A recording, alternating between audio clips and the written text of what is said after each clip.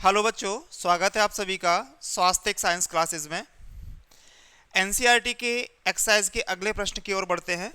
अगला प्रश्न है हमारा कि निम्नलिखित हैलोजन यौगिकों की संरचना सूत्र दीजिए। और हमारे जो एनसीईआरटी में हैलो एल्केन और हैलो एरिन के जो प्रश्न हैं जिनके हमें संरचना सूत्र देने हैं वो हैं, पहला है जिसमें 2-क्लोरो 3-मेथिल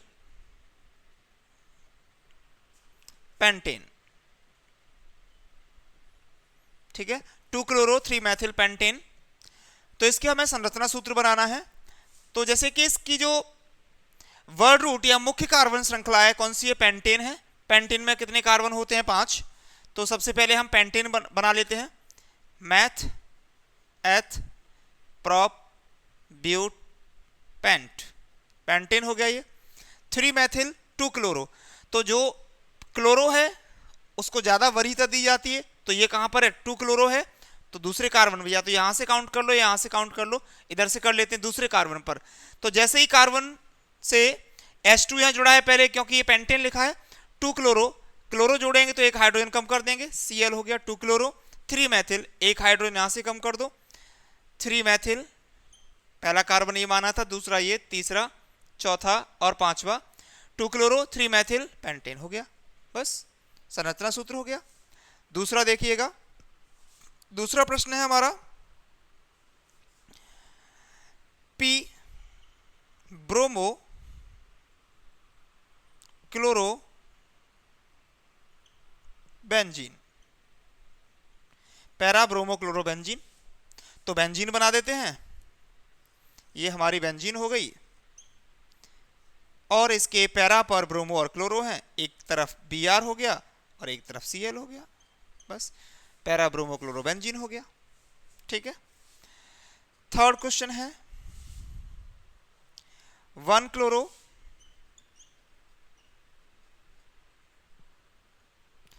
4-एथिल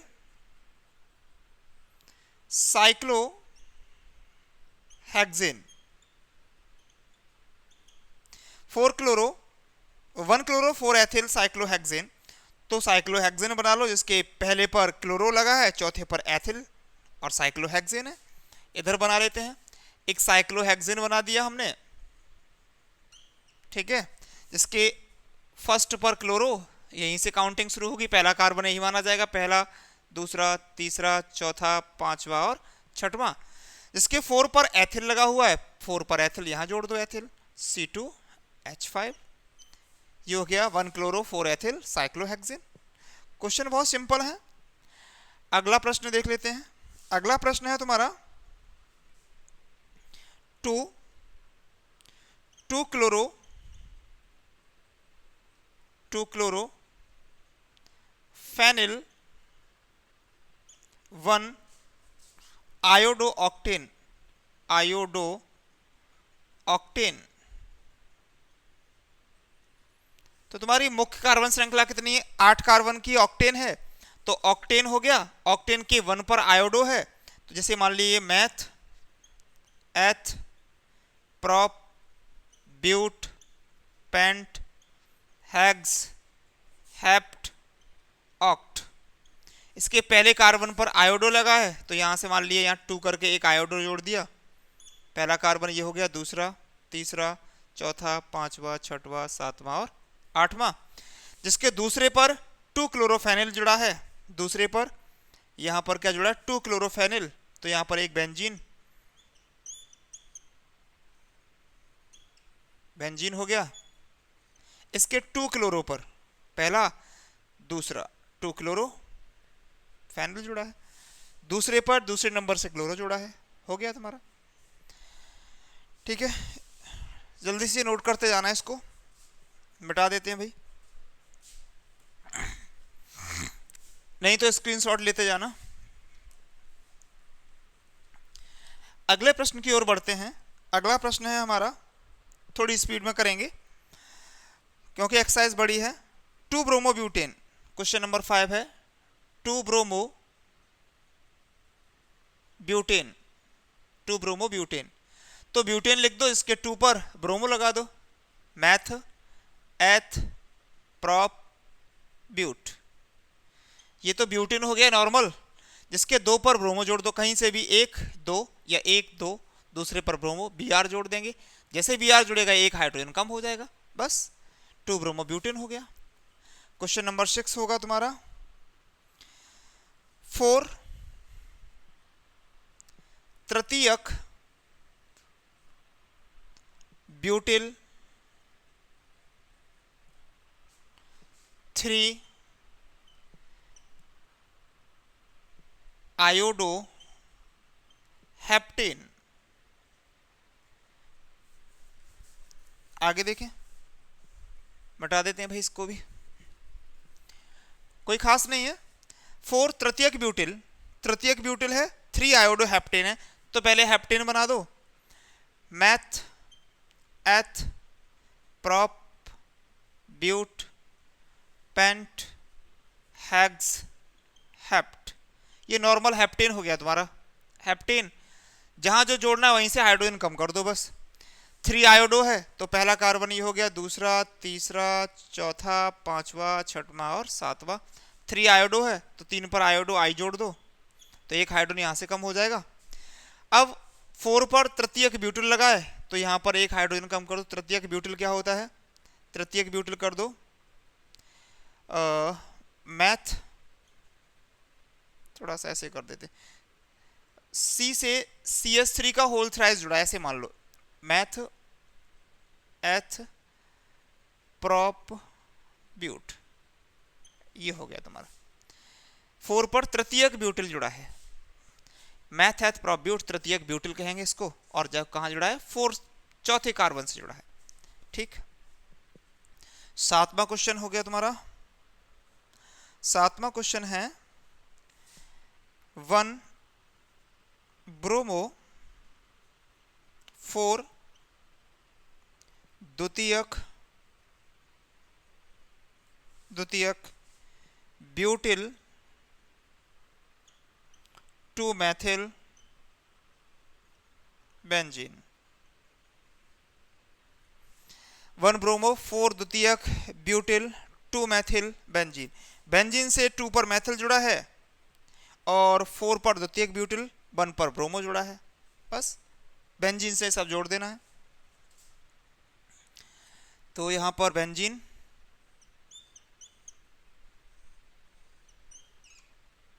हो गया, इसके 1 पे ब्रोमो जुड़ा है, 1 ब्रोमो, 1 2 3 4 5 और 6। 4 पर द्वितीयक ब्यूटिल जुड़ा है, द्वितीयक ब्यूटिल क्या होगा, CH मैथ एथ प्रॉप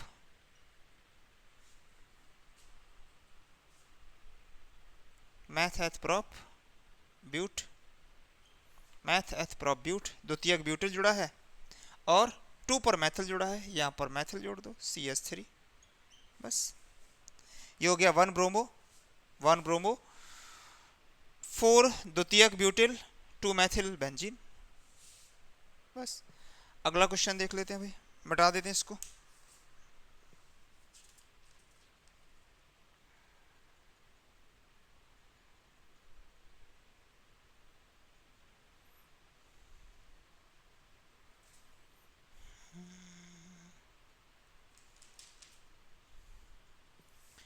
अगला क्वेश्चन भाई देखते हैं,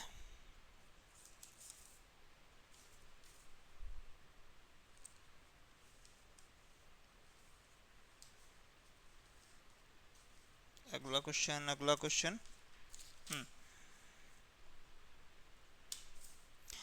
अगला क्वेश्चन पहले से मिटा देते हैं।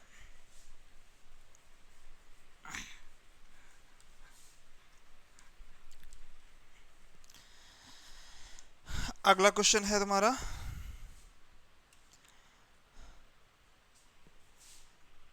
1,4 डाइब्रोमो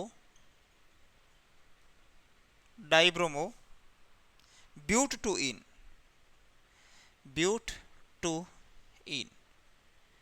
बस 1,4 डाइब्रोमो ब्यूट टू इन। तो तुम्हारा है क्या, चेन क्या है, ब्यूट टू इन है। तो पहले ब्यूट लिख लो, meth eth prop but, 4 carbon हो गया। दूसरे कार्बन पर डबल बॉन्ड है, पहला कार्बन ये मान लो, दूसरा ये हो गया। दूसरे कार्बन पर डबल बॉन्ड है, पहला, दूसरा, तीसरा, चौथा। पहले से क्या जुड़ा है, पहले से और चौथे से डाइब्रोमो जुड़ा है, तो एक Br यहाँ जुड़ा है, एक Br यहाँ जुड़ा है। बाकी सभी कार्बन की चारों वैलेंसी को पूरा करने के लिए हाइड्रोजन को जोड़ दो। कार्बन के एक 2 बॉन्ड ये हो गया 3, एक हाइड्रोजन इधर जोड़ दो है। 2 कार्बन ये 2 बॉन्ड ये हो गया 3, 4 ये हो गए, 1 2 3 4, 1 2 3 4, ये बन गया। इस तरीके से बना लो, ये और ही सिंपल है। नेक्स्ट क्वेश्चन, किसका द्विध्रुव आघूर्ण सर्वाधिक होगा? द्विध्रुव आघूर्ण सर्वाधिक हमें बताना है। द्विध्रुव आघूर्ण, द्विध्रुव आघूर्ण किसका सर्वाधिक होगा? अगला प्रश्न है हमारा, किसका द्विध्रुव आघूर्ण सर्वाधिक होगा? ऑप्शन में दिए गए हैं CH2Cl2, दूसरा है CHCl3, थर्ड है CCl4। तो पहले तो द्विध्रुव आघूर्ण समझ लेते हैं। द्विध्रुव आघूर्ण समझने के लिए सबसे पहले हमें द्विध्रुव समझना पड़ेगा। ध्रुवीयता क्या होती है, ठीक है, ध्रुवीय गुण क्या होता है, और उससे पहले हमें समझना पड़ेगा विद्युत ऋणात्मकता क्या है, इलेक्ट्रोनेगेटिविटी क्या है। जैसे इलेक्ट्रोनेगेटिविटी क्या होती है, यह इलेक्ट्रोनेगेटिविटी जैसे कि मान लिया 2 परमाणु के बीच में सहसंयोजी आबंध है, जैसे यहां पर है CCl4 के बीच में, तो C से 4 Cl बने हुए हैं, 4 Cl है। अब कार्बन से Cl जो अधिक विद्युत ऋणात्मक है, अधिक विद्युत ऋणात्मक होने की वजह से जो साझिका इलेक्ट्रॉन होगा, जैसे यहां उदाहरण ले लेते हैं हम हाइड्रोजन क्लोराइड HCl में इनकी संरचना कैसे बनी, या ये यौगिक कैसे बना हुआ होगा? हाइड्रोजन के बाह्यतम कोश में 1 इलेक्ट्रॉन और Cl के बाह्यतम कोश में 7 इलेक्ट्रॉन, ठीक है। इसने 1 इलेक्ट्रॉन की साझेदारी की, इसने भी 1 इलेक्ट्रॉन की साझेदारी की, और हाइड्रोजन और क्लोरीन के बीच में बनकर एक सहसंयोजी आबंध, ठीक है। अब सहसंयोजी आबंध जो बना, अब उसमें क्या हुआ, सहसंयोजी आबंध कब बनते हैं? जब साझिका इलेक्ट्रॉन इन दोनों के बीच में होना चाहिए। लेकिन हाइड्रोजन से क्लोरीन क्या है, अधिक विद्युत ऋणात्मक है। अधिक विद्युत ऋणात्मक होने की वजह से ये जो साझिका इलेक्ट्रॉन पेयर है वो अधिक क्लोरीन की ओर खिसक जाएगा, जिसकी वजह से ये पोलराइज हो जाएंगे और इस पर पार्सली नेगेटिव और इस पर पार्सली पॉजिटिव चार्ज आ जाएंगे। जबकि सहसंयोजी आबंध बन रहा है, कोऑर्डिनेट बॉन्ड है, कोऑर्डिनेट बॉन्ड पर कोई चार्ज नहीं आना चाहिए, लेकिन इनमें क्या है, अगर कोऑर्डिनेट बॉन्ड 2 ऐसे परमाणुओं के मध्य बन रहा है जिनमें से एक परमाणु की इलेक्ट्रोनेगेटिविटी अधिक है, विद्युत ऋणात्मकता अधिक है, तो जो साझिका इलेक्ट्रॉन पेयर है वो अधिक विद्युत ऋणात्मक परमाणु की ओर खिसक जाएगा, जिससे उस परमाणु पर आंशिक ऋणावेश आ जाएगा और उसके विपरीत वाले परमाणु पर आंशिक धनावेश आ जाएगा। इसे कहते हैं ध्रुवीयता। अब द्विध्रुव आघूर्ण क्या होगा? द्विध्रुव आघूर्ण को म्यू से प्रदर्शित करते हैं, और म्यू बराबर होता है, या द्विध्रुव आघूर्ण बराबर होता है, द्विध्रुव आघूर्ण बराबर होता है,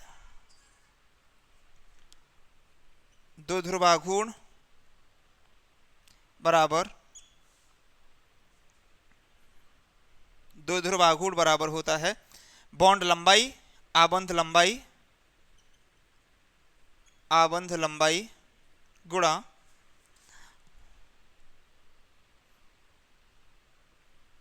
आबंध की लंबाई गुणा विद्युत ऋणात्मकता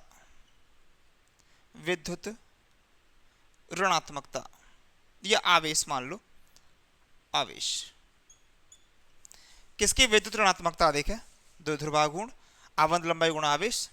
अब जिसकी विद्युत ऋणात्मकता अधिक होगी वही उसका क्या हो जाएगा, आवेश हो जाएगा, और आवंत लंबाई जिसकी ज़्यादा होगी या कम होगी, आवंत लंबाई का गुणा गुणा उसके विद्युत आवेश से कर देंगे, मल्टीप्लाई, तो क्या निकल आता है, द्विध्रुव आघूर्ण निकल आता है।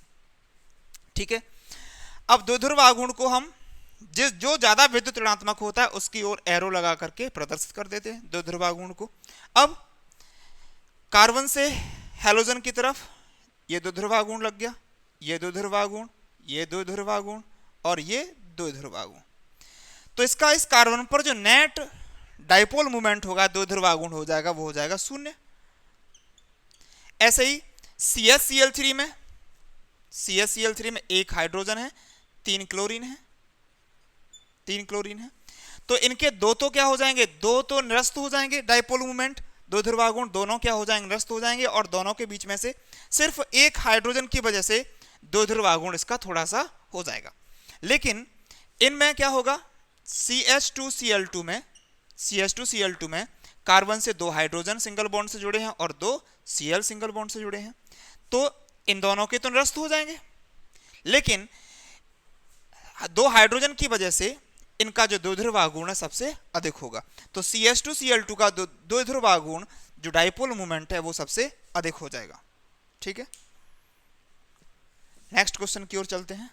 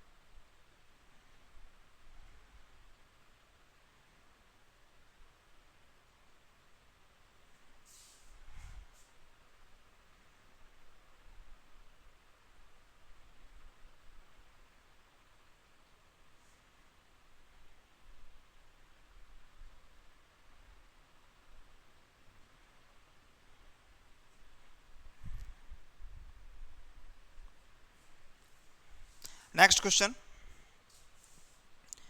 अगले प्रश्न की ओर बढ़ते हैं भाई। हमारा अगला प्रश्न है, एक हाइड्रोकार्बन है C5H10, एक हाइड्रोकार्बन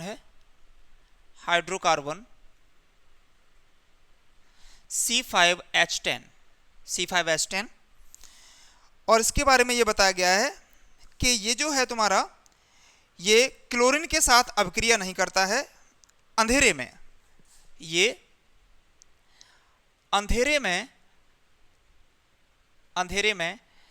क्लोरीन के साथ अभिक्रिया नहीं करता है, ठीक है। हाइड्रोकार्बन एक C5H10, ये अंधेरे में क्लोरीन के साथ अभिक्रिया नहीं करता है, ठीक है, इतना हमें पता है। अब C5H10 से हमें 2 हाइड्रोकार्बन होने की पॉसिबिलिटी है। एक C5H10 तो हो गया तुम्हारा CnH2n वाले फॉर्मूले से, मतलब एल्कीन ग्रुप का हो गया, ये एल्कीन ग्रुप भी हो सकता है तुम्हारा ये, या ये साइक्लो ग्रुप का भी हो सकता है, साइक्लोपेंटेन भी हो सकता है, ये साइक्लोपेंटेन भी हो सकता है, क्योंकि साइक्लोपेंटेन भी इसी तरीके के बनते हैं, ठीक है। 2 हो सकते हैं, ये दोनों की पॉसिबिलिटी है। अब इनमें से ये है कौन सा? अब सबसे बड़ी बात, ये अंधेरे में क्लोरीन के साथ अभिक्रिया नहीं करता है, तो जितने भी एल्कीन या एल्काइन होते हैं, वो एल्कीन जो होते हैं वो अंधेरे में क्लोरीन के साथ अभिक्रिया नहीं करते हैं। तो यहां लिख देंगे एल्कीन जो है, एल्कीन अंधेरे में क्लोरीन से अभिक्रिया नहीं करते हैं। ये सिर्फ अभिक्रिया कब करते हैं, इनका क्लोरीनेशन कब होगा, सूर्य के प्रकाश की उपस्थिति में, और ये अंधेरे में अभिक्रिया हो रही है तो ये अभिक्रिया नहीं करेंगे। मतलब ये क्या है, C5H10 एक ये क्या है, साइक्लोपेंटेन है, ये साइक्लोपेंटेन है। जब एल्कीन नहीं है, पेंटीन नहीं है, तो क्या होगा, साइक्लोपेंटेन होगा, ठीक है। जो कि सूर्य के प्रकाश में, तीव्र सूर्य के प्रकाश में अभिक्रिया द्वारा C5H9Cl देता है, तो इसकी अभिक्रिया करा दो, साइक्लोपेंटेन बना दो, ये साइक्लोपेंटेन हो गया। इसकी अभिक्रिया Cl2 से करा दो सूर्य के प्रकाश की उपस्थिति में। इसे H लिख सकते हैं, सूर्य के प्रकाश को H मतलब सूर्य के प्रकाश की जो ऊर्जा होती है उसे हम फोटोन कहते हैं और फोटोन को H कह सकते हैं। तो यहाँ क्या बन जाता है, क्लोरोसाइक्लोपेंटेन बन जाएगा, यहाँ Cl हो गया, क्लोरोसाइक्लोपेंटेन बन गया। तो ये तुम्हारा C5H10 क्या है, एक साइक्लोपेंटेन है। एल्कीन नहीं हो सकता है क्योंकि वो उसने क्लियरली कहा है कि ये सूर्य के प्रकाश की उपस्थिति मतलब अंधेरे में अभिक्रिया नहीं करता है, सिर्फ सूर्य के प्रकाश की उपस्थिति में अभिक्रिया करते हैं। नेक्स्ट क्वेश्चन की ओर बढ़ते हैं, नोट कर लेना भाई।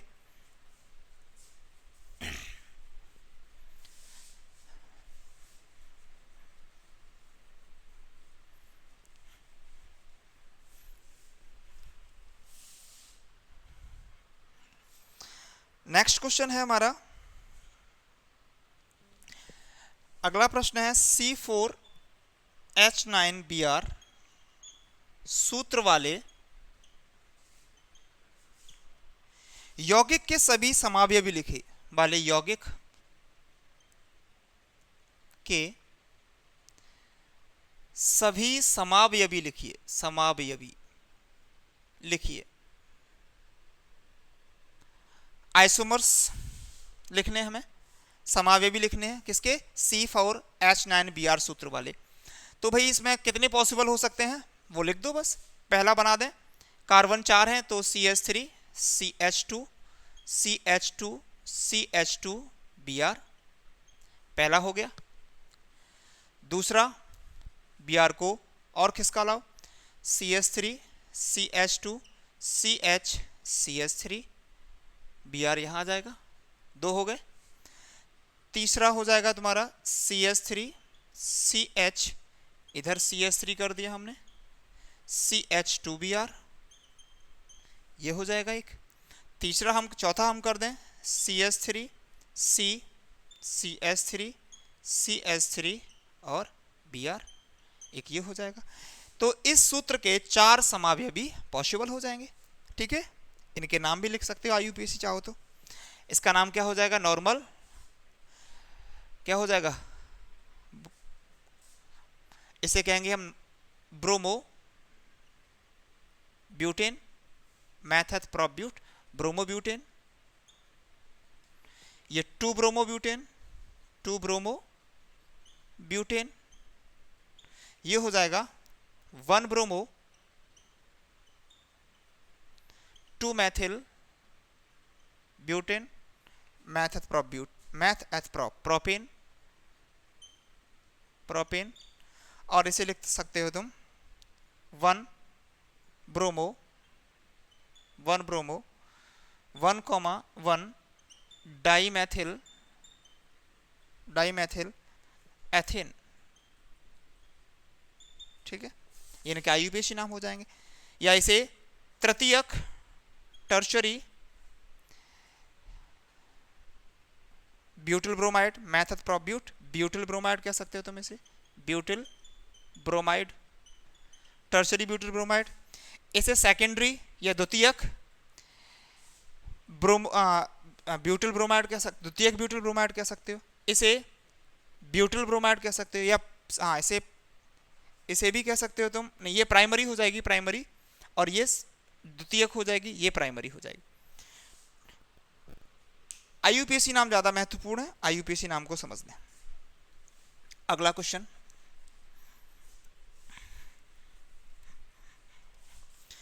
अगले प्रश्न की ओर चलते हैं।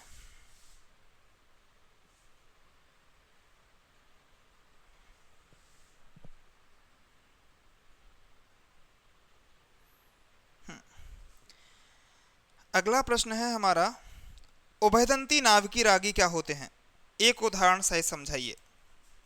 उभयदंती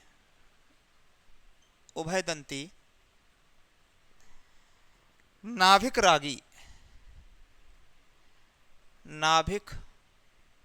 रागी क्या होते हैं,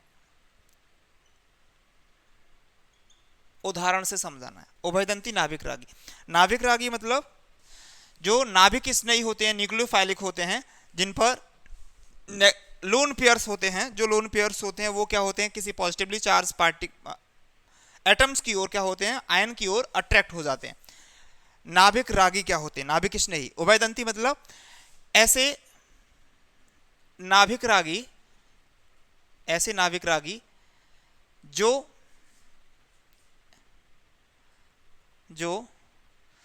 दो स्थानों से आक्रमण कर सकते हैं, आक्रमण कर सकते हैं,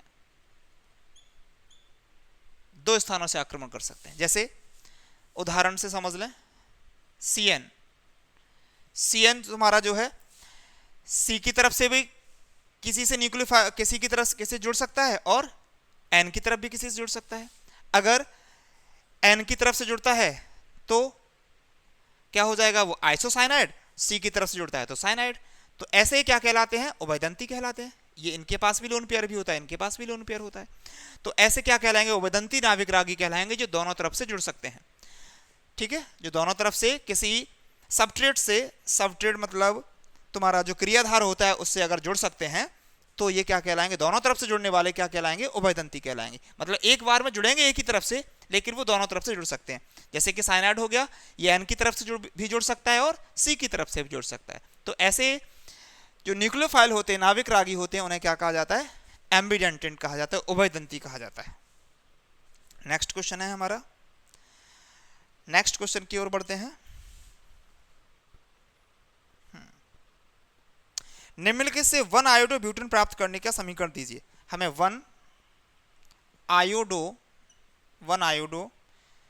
ब्यूटेन बनाना है, 1 आयोडो ब्यूटेन बनाना है।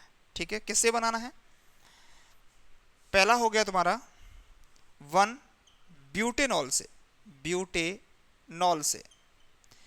ब्यूटेनॉल से 1 आयोडो ब्यूटेन बनाना है, 1 ब्यूटेनॉल से 1 आयोडो ब्यूटेन बनाना है। पहले तो 1 आयोडो ब्यूटेन का सूत्र भी तो पता होना चाहिए। 1 आयोडो ब्यूटेन का मतलब हो गया CH3 CH2 CH2 math eth prop ब्यूट और आई, 1 आयोडो ब्यूटेन हो गया। ये हमें बनाना है, किससे बनाना है, 1 ब्यूटेनॉल से। मतलब हमें बनाना है CH3 CH2 math eth prop ब्यूट OH, 1 butanol से। तो अल्कोहल है, अल्कोहल से क्या बनाने हैं हमें, एल्किल हैलाइड बनाने हैं। सीधे HI से अवक्रिया करा दो इसकी निर्जल ZnCl2 की प्रेजेंस में, निर्जल ZnCl2 की उपस्थिति में क्या हो जाएगा, यहां पर CH3 CH2 CH2 CH2 I और H2O। ये हो गया तुम्हारा math eth prop ब्यूट 1 iodo butane. दूसरा हमें क्या बनाना है, 1 क्लोरोब्यूटेन से बनाना है, 1 क्लोरोब्यूटेन से हमें क्या बनाना है, 1 आयोडोब्यूटेन बनाना है। तो इसके लिए पहले 1 क्लोरोब्यूटेन लिख लेते हैं। 1 क्लोरोब्यूटेन होता है तुम्हारा मैथ एथ प्रॉप ब्यूट और Cl, 1 क्लोरोब्यूटेन हो गया। अब इसकी अभिक्रिया हम किससे करा दें, NaI से करा दें, सोडियम आयोडाइड से, और किसकी उपस्थिति में, शुष्क एसीटोन की उपस्थिति में, शुष्क एसीटोन की उपस्थिति में, एसीटोन। ये हमारी एक्सचेंज रिएक्शन कहलाती है, विनिमय अभिक्रिया कहलाती है। इसे फिंकलस्टीन अभिक्रिया कहते हैं, फिंकलस्टीन अभिक्रिया। इसमें क्या होगा, ये आपस में चेंज हो जाएंगे। तो यहां हो जाएगा CH3 CH2 CH2 CH2 I plus NaCl। इस अभिक्रिया को फिंकलस्टीन अभिक्रिया कहते हैं। थर्ड हमें बनाना है, किससे बनाना है, थर्ड बनाना है, कहाँ गया भाई, ब्यूट 1 से, ब्यूट 1 से मतलब ब्यूटीन से, मैथ एथ प्रॉप ब्यूट, इससे बनाना है। ठीक है, अब इससे बनाने के लिए ऊपर से साफ कर देते हैं थोड़ा, तब बनाएंगे। कैसे बनेगा भाई, ब्यूट 1 से बनाना है, meth eth prop but, but बनीन। कैसे बनेगा? तो सबसे पहले ये एल्कीन है, एल्कीन में हम क्या करेंगे, ऐड कर देंगे, एडिशन रिएक्शन करा देंगे। किसका करा दो? NaBr, HBr का करा दो एडिशन रिएक्शन। तो पहले एडिशन रिएक्शन हो जाएगा CH3 CH2 CH2 double bond CH2। HBr से ऐड करा दो इसका। HBr से ऐड कैसे होता है ये? मार्कोनिकॉफ नियम के अनुसार। Br कहाँ ऐड हो जाएगा? यहाँ, और H यहाँ पर। लेकिन हम इसे परऑक्साइड के प्रेजेंस में कराएंगे तो एंटी मार्कोनिकॉफ रूल के अकॉर्डिंग, तो यहाँ लिख देंगे परऑक्साइड। तो इसे परऑक्साइड के प्रेजेंस में करा देते हैं, जिससे क्या हो जाएगा, ये बन जाएगा तुम्हारा CH3 CH2 और CH2 CH2Br। इसे कहेंगे ब्रोमो ब्यूटेन, या 1 ब्रोमो ब्यूटेन हो जाएगा तुम्हारा। लेकिन हमें बनाना क्या है, 1 कहाँ गया, 1 आयोडो ब्यूटेन बनाना है। अब इसकी जो अभी अभिक्रिया कराई थी फिंकलस्टीन NaIC, इसकी अभिक्रिया करा दो। फिंकलस्टीन अभिक्रिया हो जाएगी शुष्क एसीटोन की प्रेजेंस में। एसीटोन क्या बन जाएगा यहाँ पर, CH3 CH2 CH2 CH2I plus NaBr। ये बन गया तुम्हारा 1 आयोडो ब्यूटेन। ठीक है, 2 स्टेप में हो जाएगी। चलिए अगले प्रश्न की ओर बढ़ते हैं।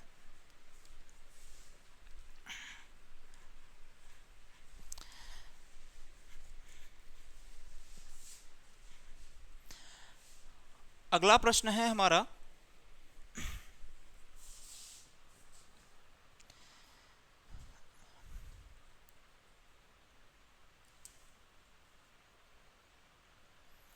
निम्नलिखित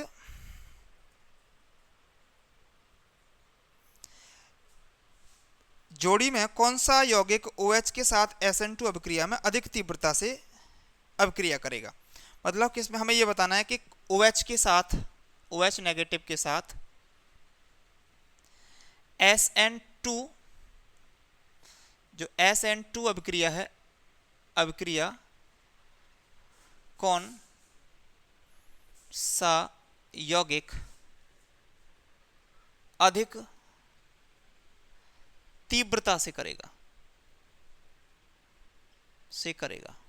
ये प्रश्न है हमारा। अब इसमें से पेयर दिए गए हैं, जैसे फर्स्ट में दिया गया है तुम्हारा CH3Br अथवा CH3I। इनमें से कौन SN2 अभिक्रिया तीव्रता से करेगा।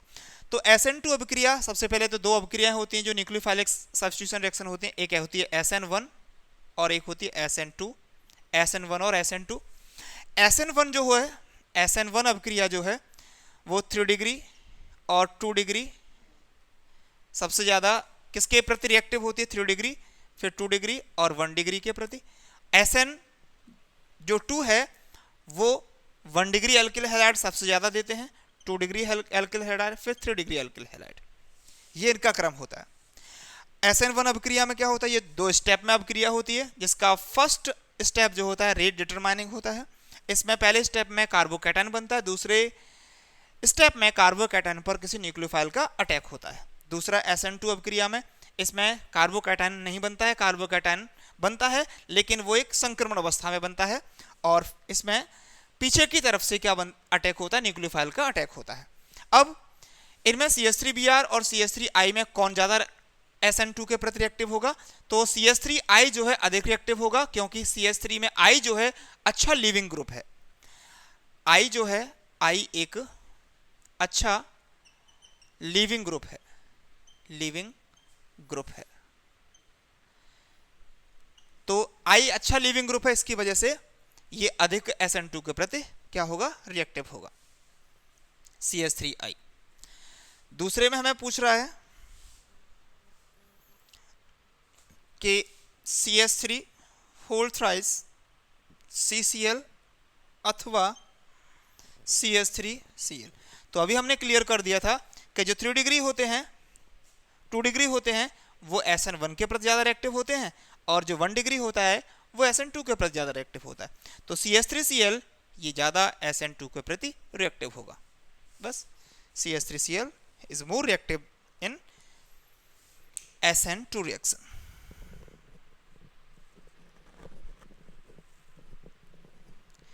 अगले प्रश्न की ओर चलते हैं भाई। अगला प्रश्न है हमारा,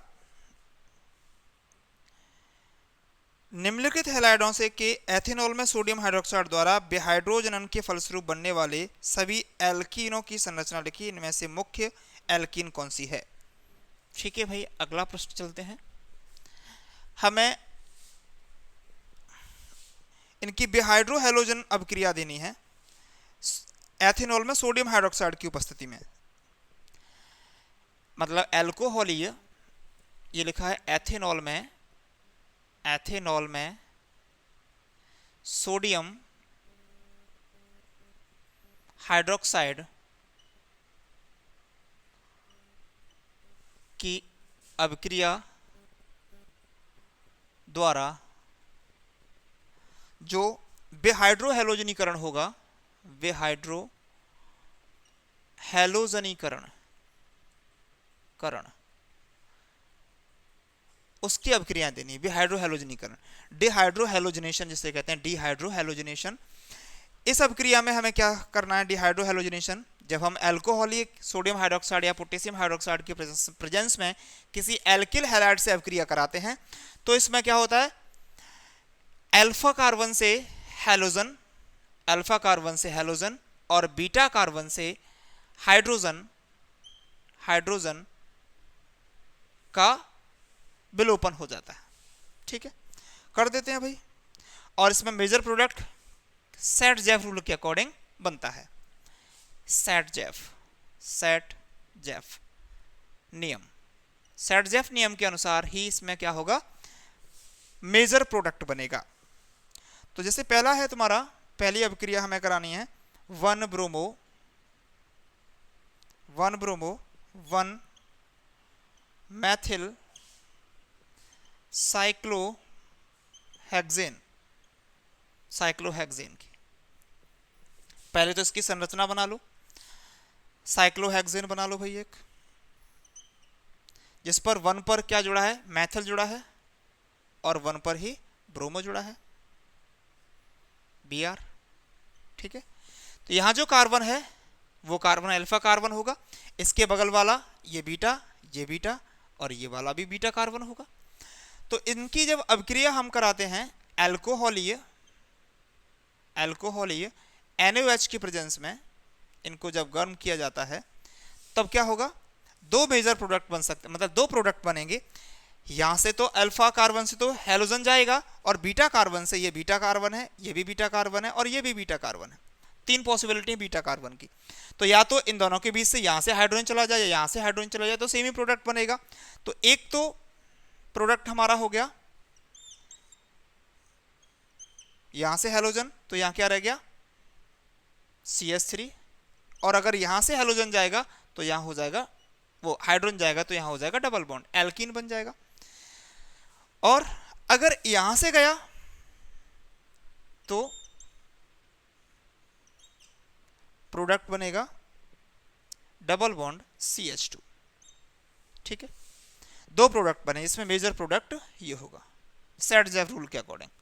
मतलब जिससे ज्यादा एल्काइल्स ग्रुप जुड़े हुए हैं, जिससे ज्यादा समूह जुड़े हुए हैं, उस हाइड्रोजन से, मतलब उस कार्बन से, उस बीटा कार्बन से हाइड्रोजन क्या होगा, रिलीज होगा, जिससे ज्यादा एल्काइल ग्रुप जुड़े हैं।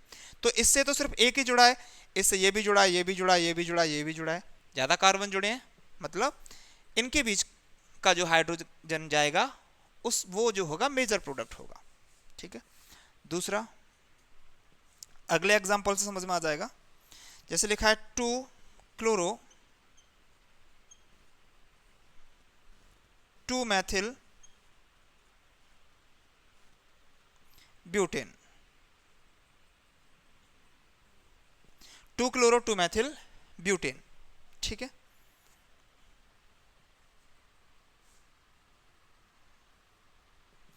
तो इसको देख लेते हैं पहले। 2 क्लोरो 2 मैथिल ब्यूटेन बना लो पहले, मैथ एथ प्रॉप और ब्यूट।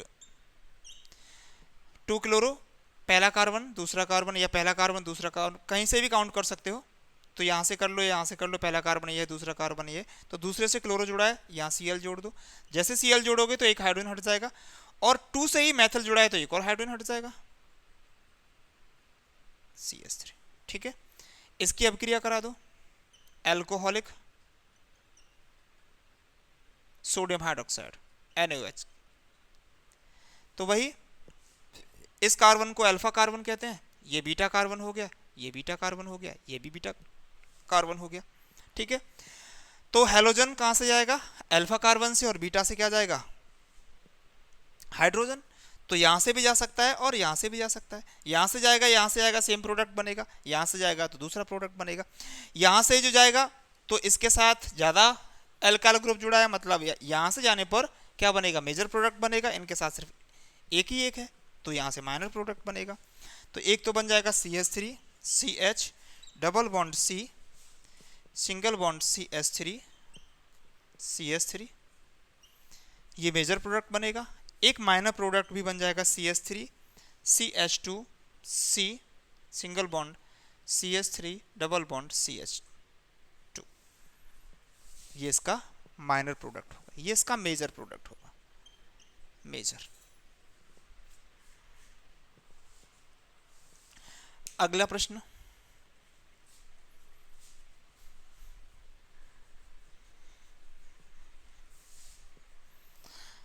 अगला प्रश्न है